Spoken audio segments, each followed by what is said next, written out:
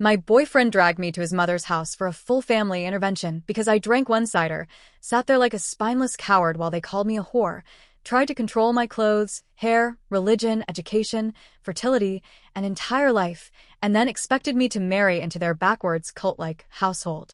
When I first met my boyfriend, I remember feeling like everything about him was both familiar and new at the same time. We had this instant cultural understanding because we're both from the Balkans, even though we're from different countries. I'm not Albanian like he is, but the shared region and the shared Muslim background made things feel comfortable and easy early on. I'm 21 and he's 23, and now that we've been dating for a year, my own family, despite coming from a fairly traditional culture, has always been surprisingly open-minded. We're Muslim, yes, but in a cultural sense rather than a strict religious one. My parents celebrate Eid, they respect the Quran, and they taught me to respect it too, but they don't follow things to the letter. They've always believed in letting their children grow into whoever they want to be. We live in the Nordics, and I've grown up shaped by this society as much as by theirs. My parents encouraged that. They let me study what I wanted, socialize without restrictions, and experience life outside of the rigid expectations that often define our cultures from back home. Because of that, I've grown up with this sense of freedom that still exists within the boundaries of my cultural identity. I speak my language, I know my traditions, I celebrate the holidays, but I also live like any other young woman in the country I grew up in. I go out with my friends, I live alone, I juggle studying and working, and nothing about my life feels forbidden or controversial in my family's eyes. My boyfriend's family, though, well, that's a very different story. From the beginning, he was honest about how strict they are. He told me they pray regularly, follow the rules closely, and expect women to handle all the domestic responsibilities. Cooking, cleaning, taking care of the home, that's how they believe women are supposed to be. And just to be clear, this isn't about Islam. This is entirely cultural. In many parts of the Balkans, regardless of religion, these gender expectations are deeply rooted. His family embodies those old-school beliefs in every possible way. Despite this, he insisted he wasn't like them. He told me early on that he didn't hold the same expectations, that he didn't care about whether I was Albanian or not, and that being from somewhere else in the Balkans wouldn't be a problem.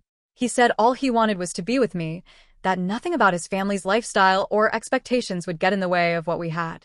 At the time, I believed him. I had no reason not to. When we started dating, I made sure to be completely transparent about my life. I told him I live alone.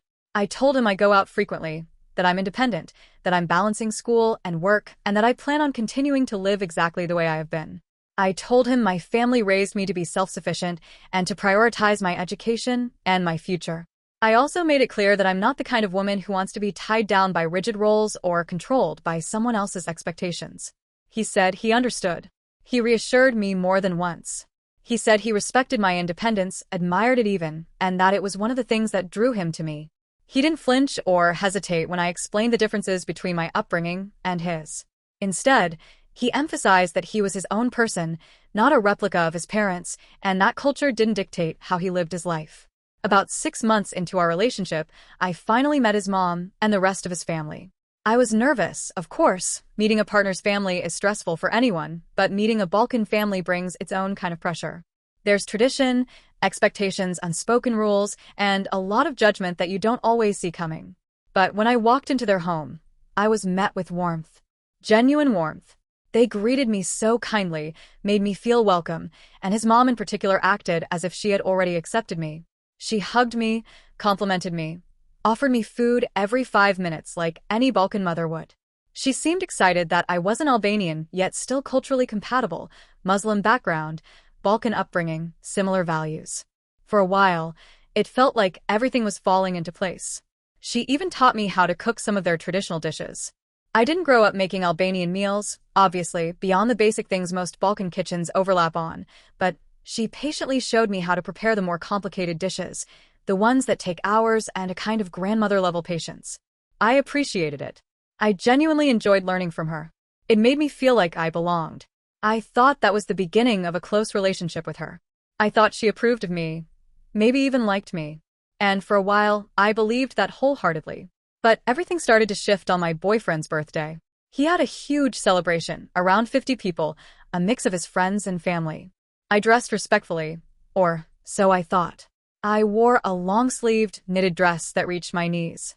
Nothing tight, nothing sheer, nothing revealing. Just a simple dress and black boots. Other girls there wore similar outfits. Some were even showing more skin than me. I didn't stand out in any inappropriate way. I didn't even think twice about my appearance because there was nothing to think about. I looked modest. After the party ended and people started leaving, I noticed his mom pull him aside. I didn't think much of it at first until he motioned me over a few minutes later. He had this uncomfortable look on his face, like he didn't want to say whatever he was about to tell me. He said, "My mom wants you to borrow a cardigan for my sister. She said you look like a curva." The word hit me like a slap. Not just because of the meaning, whore, but because hearing it in our languages makes it sting 10 times worse. It's harsh, degrading, and carries so much cultural weight. And coming from someone who just a few weeks ago hugged me and called me sweet felt like a punch to the chest. I was stunned. Absolutely stunned. My own father has never spoken to me like that. No one in my life ever has. And to call me that over a dress that covered me from my neck to my knees? It was humiliating. But I also didn't want to cause a scene in front of all his extended family and friends. So I swallowed my pride, told myself to breathe, and quietly put on the cardigan he brought me. That was the first strike. The second came shortly after, over something even more personal, my hair. I had dyed it darker, a black shade with a subtle blue tint, because my previous reddish tone had faded unevenly. I liked it. It felt fresh and new without being dramatic. I posted a picture on Facebook, thinking nothing of it. A day later, my boyfriend told me his mom saw the picture and immediately messaged him. She wanted him to convince me to go to the salon that weekend and pay for me to fix it because she doesn't like it. As if my appearance was something she had ownership over. As if I needed her approval to exist. This time I didn't hide my frustration. I didn't even pretend to be okay with it. I asked him directly, "Why are you telling me everything she says about me instead of defending me? Why are you coming to me with her criticisms instead of shutting them down?" He just sighed and said, "There's not much I can do. It's my mom. I can't go against her word." After the whole hair incident, my boyfriend and I sat down and had a long, serious conversation. I told him exactly how I felt, how each comment from his mother was chipping away at me, how the lack of his defense made me feel unprotected and alone, and how I couldn't be in a relationship where I felt like I had to shrink myself just to appease someone who didn't even try to get to know me beyond her standards. He listened, and for the first time, he seemed genuinely affected. He apologized and told me he'd talk to her. He said he was the one dating me, not her, and that he wouldn't let anyone, even his mother, disrespect me again. For a moment, I believed him. I wanted to believe him. I wanted this to work because I loved him, and I truly thought we understood each other. I thought we were building something real.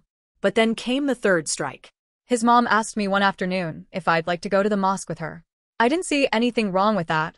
She was trying to bond with me, and I do respect the religious part of our culture even though I'm not deeply connected to it. So I told her, politely and honestly, that I wasn't very religious, but I'd like to learn. She seemed happy with that answer. Really happy. We went together, and she was patient with me, showing me how to pray, explaining the steps, guiding me through the motions. I didn't mind it at all. It was new to me, but I appreciated her wanting to include me in something meaningful to her. After we got home, she called me and said she'd had a great time, which I thought was sweet. But then she immediately added that she'd like for this to become a weekly routine, that she wanted me to go with her every single week and learn to pray properly so we could do it often. She said it like she was inviting me into some exclusive club I should feel grateful to be part of. I told her gently that I could join her every once in a while, but making it a weekly obligation wasn't something I was comfortable with. That my connection to religion wasn't as deep, and pretending would feel disrespectful. She already knew this about me. I'd been open with her from the start. But she didn't like that answer. Not even an hour later, my boyfriend messaged me saying his mom called to complain. Again. She wanted him to start taking me every week or warm me up to it, as if I just needed to be trained into compliance. I told him no. I didn't want to pretend, and I didn't want to be pushed into practicing something so intimately spiritual when my heart wasn't in it. He said he understood, and told me he'd talk to her. Later, he said he did. But I had no way of knowing if that was true.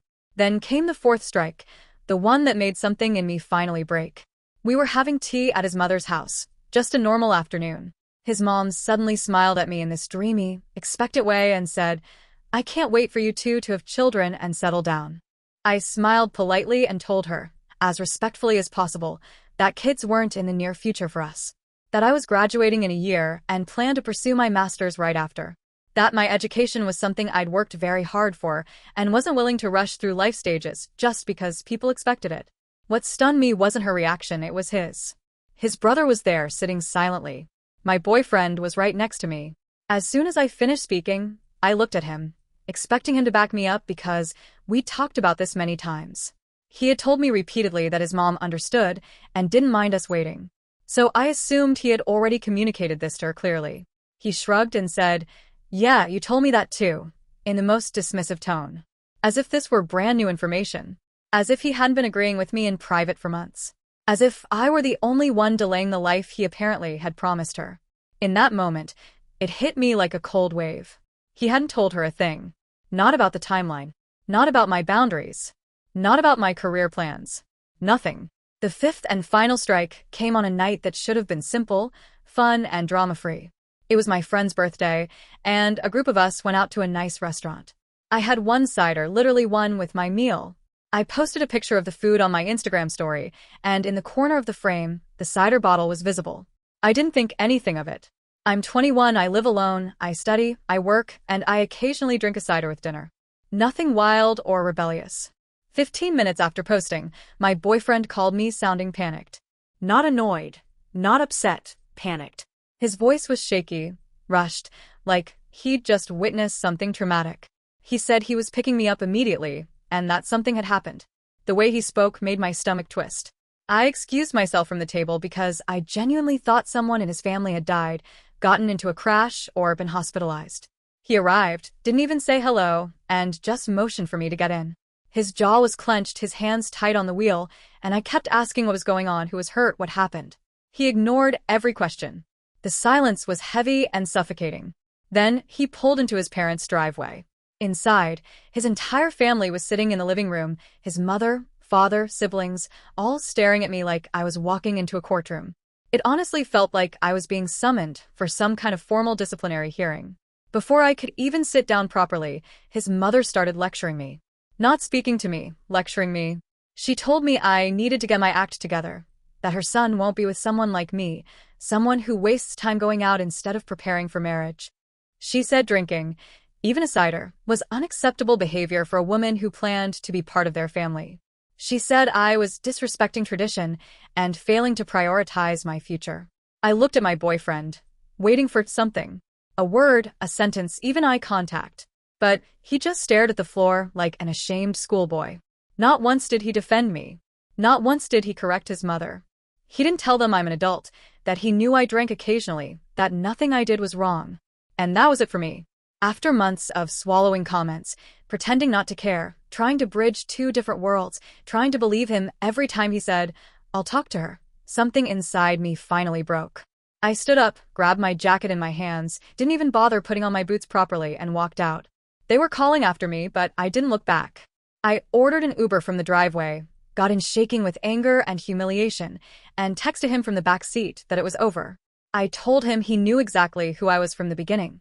A woman with goals, independence, ambition, and a life outside of domestic expectations. I told him his mother wasn't the boss of me, and I wouldn't let a grown man's entire family treat me like a rebellious teenager. I told him I refused to be with someone who let his mother dictate our relationship. Then I blocked him. The guilt came later. Because I loved him, really loved him. I wasn't pretending. I wasn't playing games. I genuinely thought we were building something real. But love isn't enough when you're constantly disrespected. After I blocked him, he started messaging my friends, begging them to convince me to talk to him. Then his mother texted me too, still acting like she had authority over my choices, telling me to do what's best for me and her son. I snapped. I told her off. She called me a curva again, and this time it didn't even sting. It just proved everything I already knew. Am I the a-hole?